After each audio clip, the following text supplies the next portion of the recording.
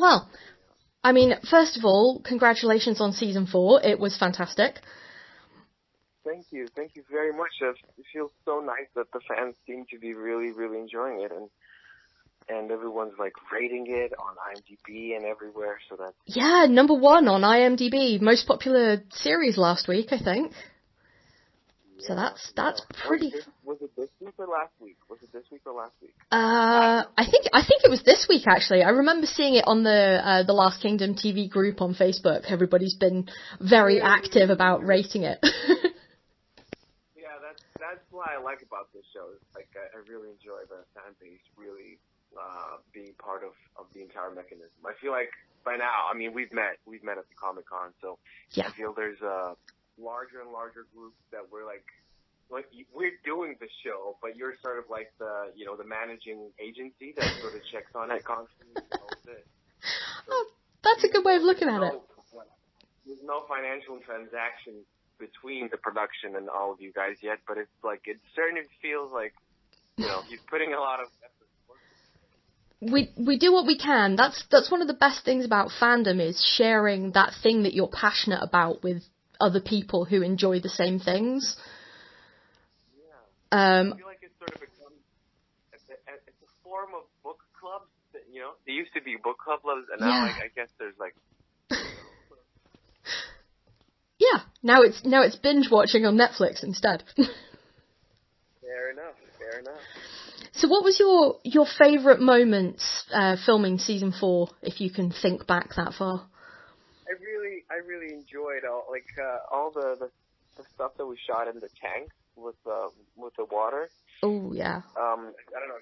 The entire going towards Bebenberg sequence, because it was just so bizarre. We spent a week in a fake water tank surrounded by blue screen, and it was night. We were shooting all the time. We were shooting at night.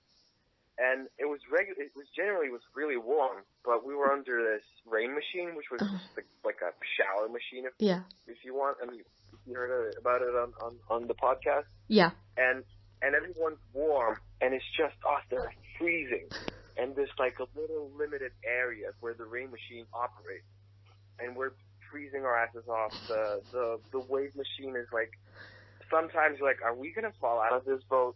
So it was really intense, and I really enjoyed that bit, because those moments like that, you like, they say cut, and the rain machine stops, and you're shaking in the middle of a tank with on the boat, and you're like, what are we doing? This is amazing.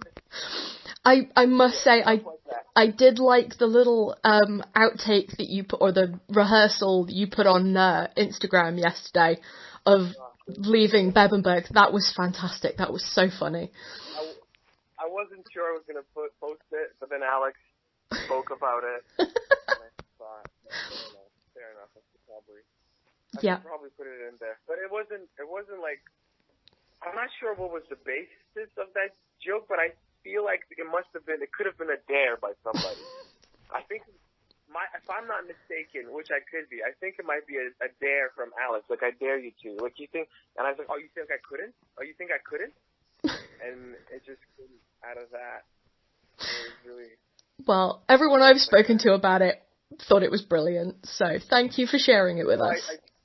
I really hope that all of this, because, like, I feel like some of us, maybe me in particular and Mark, we're very loud on social medias, and we, that lets all of you guys feel even more close to it, because this show in general, I feel like it's pretty serious, right? Yeah. But just I hope that our capability and ability to do it so lightheartedly gives some sort of an additional appreciation for the fans. I hope. I from my perspective, definitely, and I know that my friends and we really enjoy seeing what you guys are getting up to, and all the Ray-Ban photographs while you're filming, hiding under umbrellas, all of that stuff. It's great. There was a little bit of humour this season. It was less, but yeah. We try to do it because I believe, I don't know if Alex spoke about it, but I'm sure he must have, because I feel that the entire seriousness of our predicaments as characters, I feel there should be some sort of humor in it, Because in the most dire circumstances in our history, the main thing that kept people going was humor. Absolutely. Right? Yeah. Be it terrible happenings like Blitzkrieg in London or whatever warlike situation, people get really close, and the harsher the situation, the darker the humor, I would imagine. Definitely. We try to bring in those little moments to just make it feel like, we've spoken about this before, I think, when we've met.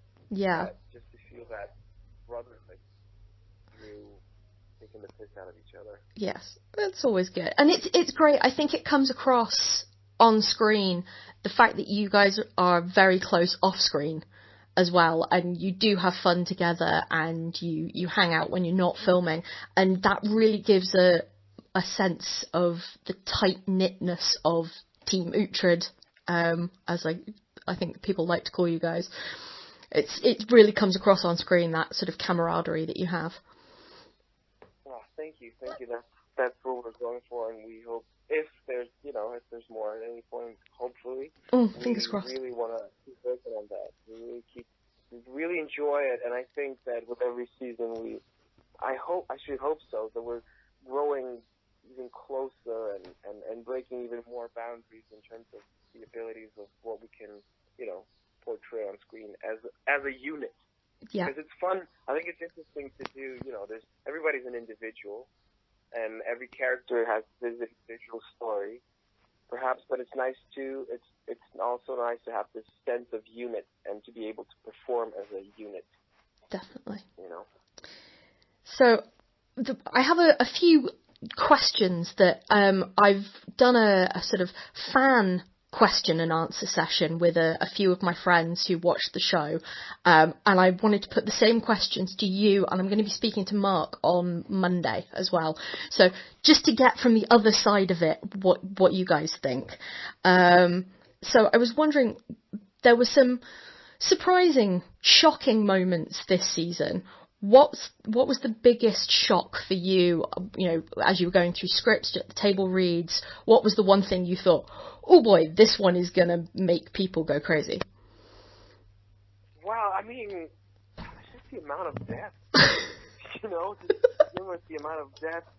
And yet again, I think with every season, I think the antagonists are very layered. I think the way they are built up, and what I like to think about this show is that it would hopefully teach people that the good and the bad is always a matter of perspective and a personal experience, right? Yeah. So whoever's an antagonist in this show, yes, there's a lot of malice and hatred perhaps, but a lot of those things come from certain experiences. That's why I really enjoy Brida's and Elswith's journeys this season, because Elswith is someone everybody hates as a character because she's just, she's that type of character, right? Yeah. And there used to be so much resentment towards her because she goes so against Uhtred.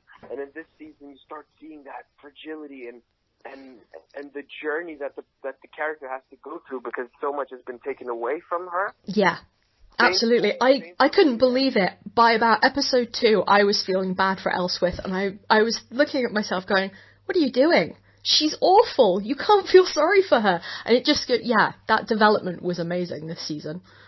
And that just goes to show how strong the writing is and how powerfully backed up it is by the performance of the actors. Yes. I personally, what I really enjoy about the show personally, and correct me, and maybe other people see it otherwise, but I feel like everyone on this show are very on their game.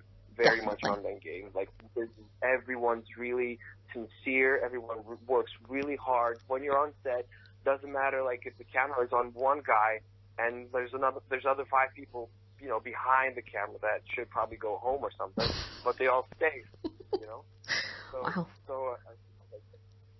So coming back to your questions, I feel the shock for me was just the character journeys in some of the characters, and of course the death. I don't want to go too much into detail because obviously there's most people who read your site, I imagine, have seen it already. Yeah, Right. I would think so. Most of them are, on their second or third rewatches already of season 4. Wow. Yeah. Wow. Yeah. Somebody commented on one of my pictures or something that they just finished it the 4th time, like the 4th season. I'm like, whoa, that's 32 hours? What is that? No, that's more than... No, it's something like 40. 32 hours. Isn't it 10 episodes this season, I think? But it's not an hour. Oh, yeah. Yeah, you're right.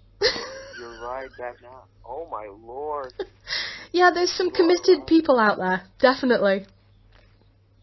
I'm on my second go through, and that was because I wanted to rewatch it. I blasted through it pretty quickly, and then I thought I'd better take my time if I was going to be speaking to you. I wanted to have things a bit more concrete in my mind. I wonder though how the detail that the people who've seen it so many times, how many new different little aspects of the show can they observe? Somebody, I actually just saw a post on Facebook earlier where somebody said that the chest that the Welsh army open up when they have Breda with them looks like it has the same pieces in it as the chest that Uhtred and Breda had like 2 seasons ago. Well, I guess chest. Hey, come on. No. Let's calm down a bit here. There was not that much variety back then of chess. This is true. Now you get branded. There's one Frankian. Yeah, there's all of these chests happen to be on the same land, right? Northumbria, most of it in England. So they didn't come unless they come from Francia. Then they might have a different look. So okay. I see what you guys are saying. There's only so many chests. Yeah. Okay, going back to... Okay, I'll put a spoiler warning on this one before I put it on the site. Which death was the most... Which one affected you the most this season? I think I probably can guess. The one in Bevanburg. Yeah, I think that's been the answer that everyone's come up with so far. Oh, definitely. But then again, all of the... Like, I was really, really sad about Stiapa. But spoiler alert, sorry. Yeah. Right? Sure. I was really, really sad about that and I feel like the way you started seeing moments this season with his character as well. Like, you remember there was this fight scene in Wessex where King Edward is training with Stiapa this season. Yeah. And there was this little, like, he did some sort of a maneuver, and the king took away the shield from Stiapa. Yeah. And there was this little grin on Stiapa's face, and I feel like it was so descriptive of the entire journey that they went through together. Yeah. Because if you remember in earlier seasons, when Edward was still a child, Stiapa was training him in the same place, right? And so, like, that strength that Edward has developed over all those years in that little moment, I feel like it showed, like, Stiapa taught him all of it. Yeah, it was almost like he's done it. He's bested me. He's a man now, and then, my job is done, kind of thing. Yeah, and that personally, like that, when then Stiapa was, went away, it really hit me a lot more. Because a lot of the things, we don't see a lot of things because we're not on set all the time. And, no. You forget other characters' stories, and then you see it, and you're like, oh shit, that's right. Yeah, I was that one really got me actually. Stiapa, I yelled at the TV. It was just such a shock. It came out of nowhere. Because I was so into the battle, I just didn't see it coming. So I think it's, again, the character is so... I think he's such a definitive character of the show. Because he's always been there. He's fought alongside Uhtred, fought against Uhtred, and there's always this, I don't know, hostile camaraderie, if you could call it. Yeah, that's... Because at any point, they would always, greet each other, but there's always, like, you don't want to fight with me, you don't want to fight with me, Yeah. So, we had lots of new faces, new characters turning up this year. Who was your... Do you have any particular favourites? Is there anyone you're looking forward to having more screen time with, or... Well, I think I've been lucky, not with all the, but I've spent a lot of time with, especially Uhtred's children, because we goddamn raising them.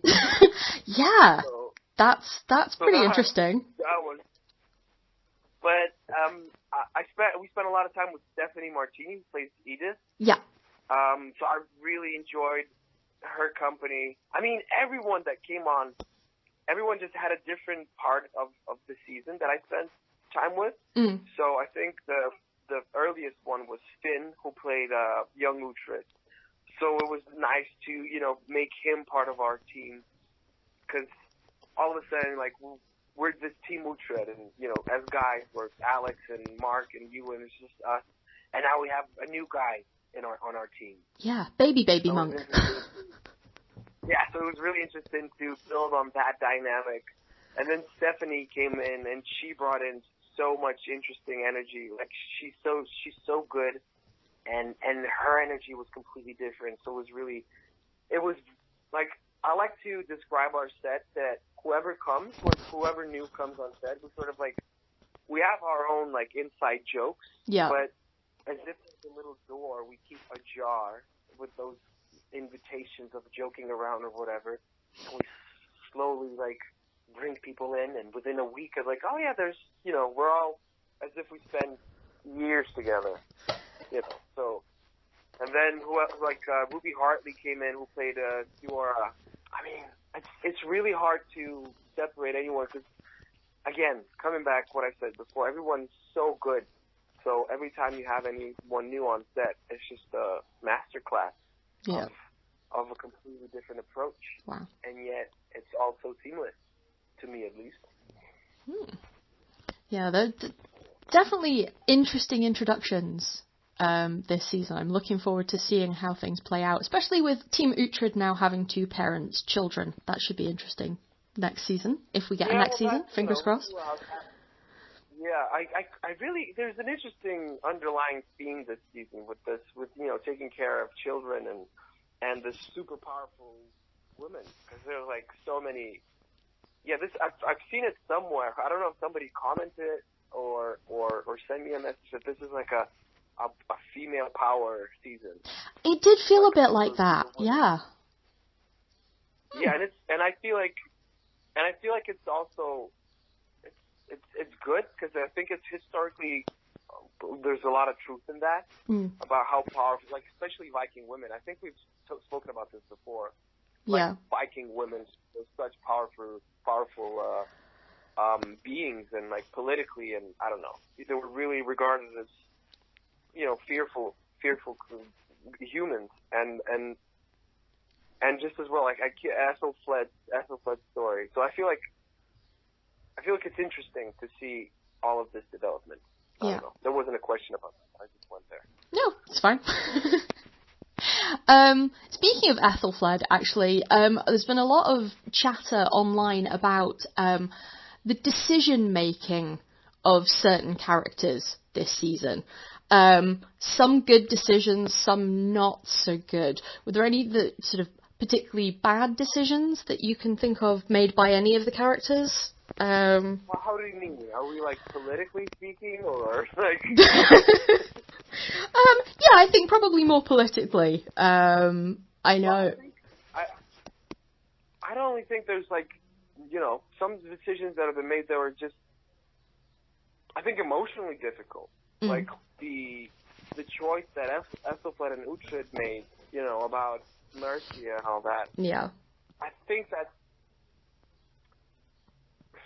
I feel like, in Ethelfled's case, it's putting other people in front, other people's, positions, and taking care of them instead of yourself more. Yeah. The deciding to not marry until she controls Mercia. I think it's a difficult decision to make, and I think that shows a strong will and dedication to your people. So I would say maybe those decisions. Perhaps some of the battle decisions might have seemed rash, but then again, they were all backed up by emotional experiences.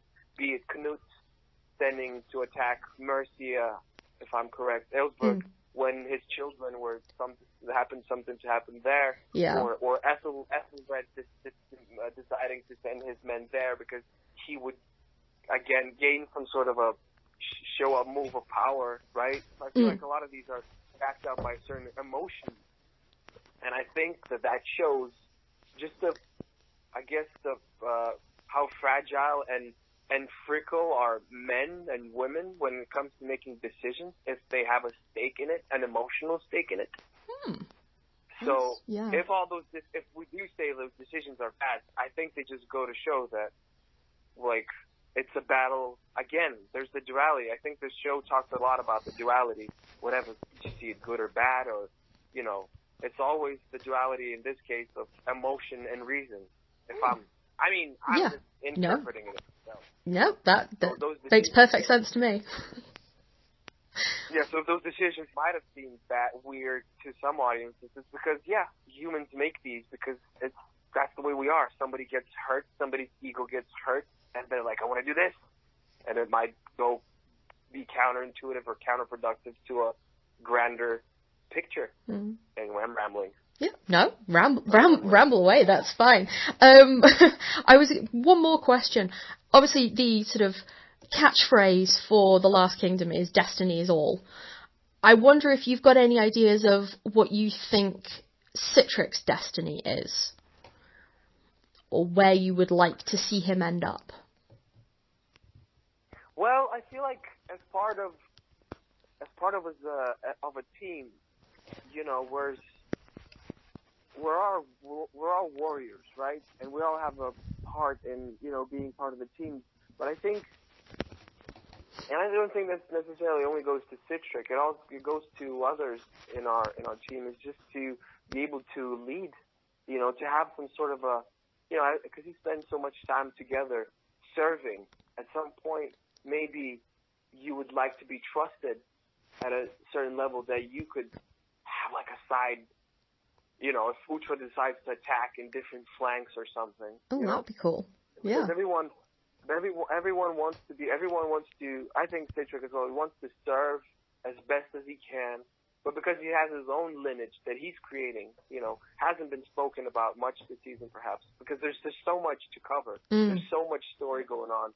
So perhaps his family wasn't covered as much. And there were moments that just couldn't make the cut because there's so much to fill in the screen, and maybe you want some of that in, but you gotta make sacrifices for the bigger sense of the show. Yeah. So I feel like it'd be interesting for Sihtric to have a further development in his lineage and see how his part in Team Uhtred affects the way he perceives himself as a man in his family, if that makes sense. Yeah. However, whatever his son sees him as, is there some sort of an example, you know? Because I think we've spoken about this before, that Sihtric has grown up without an example. So his example is through negatives, and then Uhtred, and then wanting to give something back to his family.